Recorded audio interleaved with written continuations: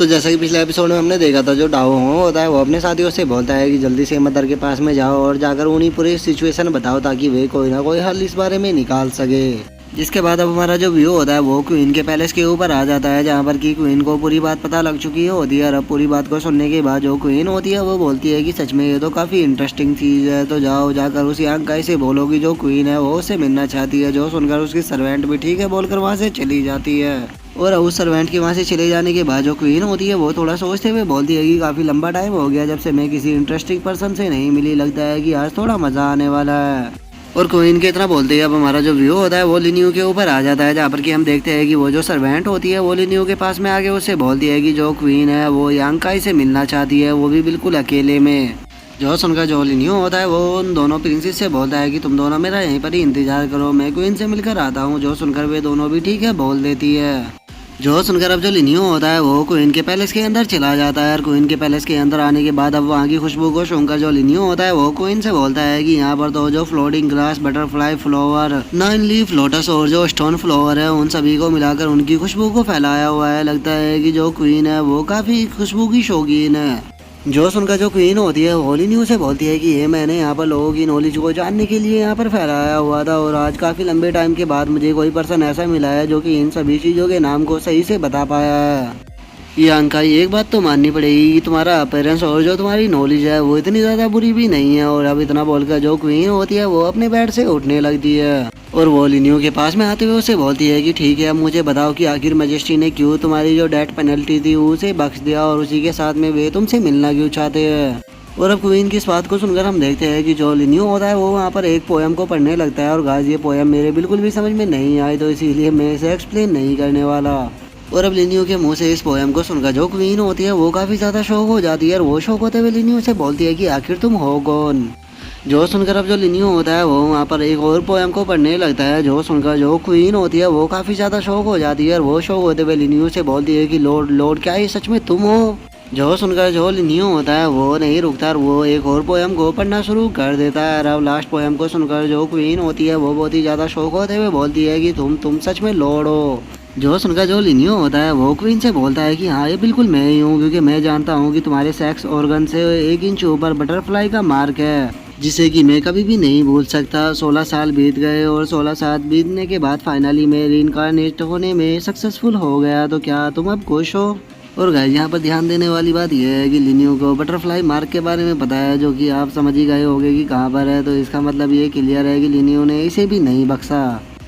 और अब लिनियो की इस बात को सुनकर हम देखते हैं कि जो क्वीन होती है वो रोना शुरू कर देती है। और वो रोते हुए लिनियो के गले लगते हुए उसे बोलती है कि लॉर्ड मैंने पता नहीं कितने लंबे टाइम से आपका इंतज़ार किया है।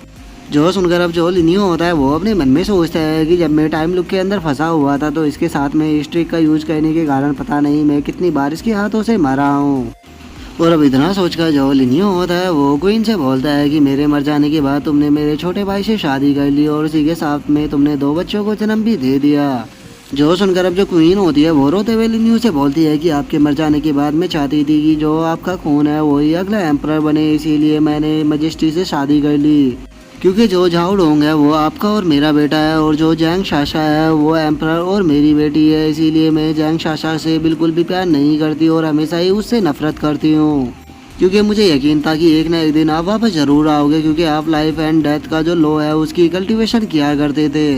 जो सुनकर अब जो लिनियो होता है वो क्वीन को शांत करते हुए उसे बोलता है कि ठीक है मैं वापस आ चुका हूँ, इसीलिए तुम्हें रोने की ज़रूरत नहीं है। और गाइस एक बात तो माननी पड़ेगी कि जो लिनियो है वो सच में बहुत ही बड़ा हरामी है, क्योंकि इसने इस बेचारी क्वीन का भी यहाँ पर बेवकूफ़ बना दिया है।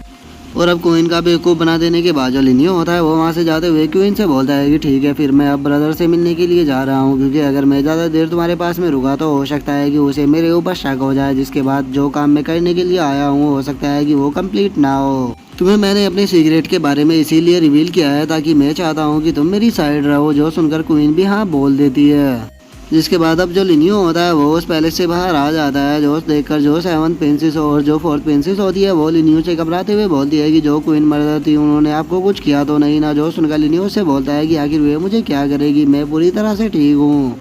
तो चलो फिर अब एम्प्रर से मिलने के लिए चलते हैं। और इतना बोलकर जो लिनियो होता है वो एम्प्रर से मिलने के लिए वहाँ से जाने लगता है। जो देखकर फोर्थ प्रिंसेस को कुछ भी समझ में नहीं आता और वो अपने मन में सोचती है कि आखिर यहाँ पर क्या चल रहा है, क्योंकि क्वीन मदर तो किसी को भी इतनी आसानी से नहीं छोड़ती। और फोर्थ प्रिंसेस के इतना सोचते के साथ ही अब हमारा जो व्यू होता है वो मैजेस्टी के पैलेस के ऊपर आ जाता है, जहाँ पर कि हम देखते हैं कि सभी लोग मैजेस्टी के सामने नील डाउन करे हुए बैठे हुए होते हैं। लेकिन तभी जो लिनियो होता है वो उनके सामने नील डाउन नहीं करता। जो देखकर जो डाउ होता है उसे काफी ज्यादा गुस्सा आ जाता है और वो गुस्से में चिल्लाते हुए लिनियो से बोलता है कि बास्टर्ड, तुम्हारी हिम्मत कैसे हुई मैजेस्टी के सामने इस तरह से खड़े रहने की, क्या तुम मरना चाहते हो? जो सुनकर जो फोर्थ प्रिंसेस होती है वो लिनियो को बचाते हुए बोलती है कि फादर प्लीज यांकाई को माफ कर देना, क्योंकि इनके पैरों में दर्द होने के कारण ये झुक नहीं सकते। जो सुनकर जो लिनियो होता है वो फोर्थ प्रिंसेस से बोलता है कि तुम्हें यहाँ पर झूठ बोलने की कोई भी जरूरत नहीं है, मेरे पैर पूरी तरह से ठीक है। अगर मेरे पैर पूरी तरह से ठीक नहीं होते तो बताओ फिर मैं कैसे डाउन को अपने पैरों से पीटता। और लिनियो की अब इस बात को सुनकर जो फोर्थ प्रिंसेस होती है वो कार्टून सा फेस बना लेती है और वो कार्टून सा फेस बनाते हुए अपने मन में सोचती है कि ये पक्का मरेगा।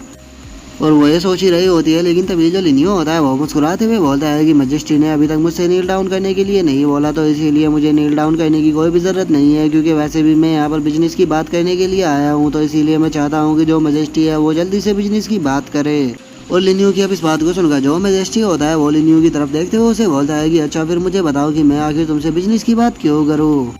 जो सुनकर अब जो लिनियो होता है वो मुस्कुराते हुए एम्परर से बोलता है कि ठीक है, अगर आप मुझसे बात नहीं करना चाहते तो मैं आपको एक एडवाइस देना चाहूँगा कि आप कभी भी जो वहाँ पर वो सर्कल है उसके अंदर मत जाना, नहीं तो आपको इस चीज़ के ऊपर बहुत ही बड़ा पछतावा होगा। और लिनियो की अब इस बात को सुनकर जो डाउ होता है वो काफ़ी ज़्यादा खुश होने लगता है और वो खुश होते हुए अपने मन में सोचता है कि ये फादर के सामने काफ़ी ज़्यादा एरोगेंट बन रहा है, इसीलिए मुझे नहीं लगता कि फादर अब इसे जिंदा छोड़ेंगे। और वो ये सोच ही रहा होता है, लेकिन तभी जो मैजेस्टी होता है वो उन दोनों से बोलता है कि सभी लोग यहाँ से बाहर जाओ, मुझे इससे अकेले में बात करनी है। जो सुनकर अब जो डाउ होता है वो भी ठीक है बोलकर वहाँ से चला जाता है। और अब सबके वहाँ से चले जाने के बाद जो मैजेस्टी होता है वो लिनियो से पूछता है कि ठीक है फिर मुझे बताओ कि जो हाओ एंशिएंट सिटी है उसके अंदर क्या हुआ था, क्या सच में वहाँ पर कोई प्रिजन है? जो सुनकर जो लिनियो होता है वो मैजेस्टी से बोलता है कि बिल्कुल, और केवल इतना ही नहीं, जो ग्रेट चैंगलिंग एंसेस्टर था वो दोबारा से जो झाओ लोंग है उसकी बॉडी के अंदर आ चुका है।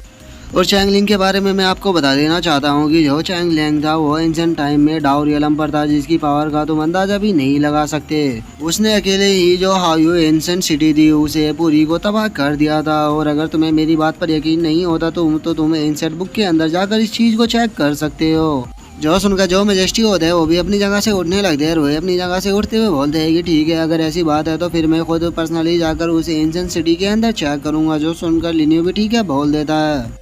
जो सुनकर अब जो मैजेस्टी होते हैं वो अपने मन में सोचते हैं कि मैं नहीं जानता कि ये पर्सन मुझसे सच बोल रहा है या झूठ, क्योंकि जो एंशिएंट बुक है उसके अंदर इस मैटर के बारे में कुछ ही शब्द लिखे हुए हैं। और अब मैजेस्टी के इतना सोचते के साथ ही जो हमारा आज का एपिसोड है वो यहीं पे कंप्लीट हो जाता है। तो हम नेक्स्ट एपिसोड में देखेंगे कि आगे क्या होता है। अगर आप लोगों को वीडियो अच्छी लगी हो तो लाइक करना, चैनल को सब्सक्राइब करना। मैं मिलता हूँ नेक्स्ट एपिसोड में, तब तक के लिए बाय बाय गाइस।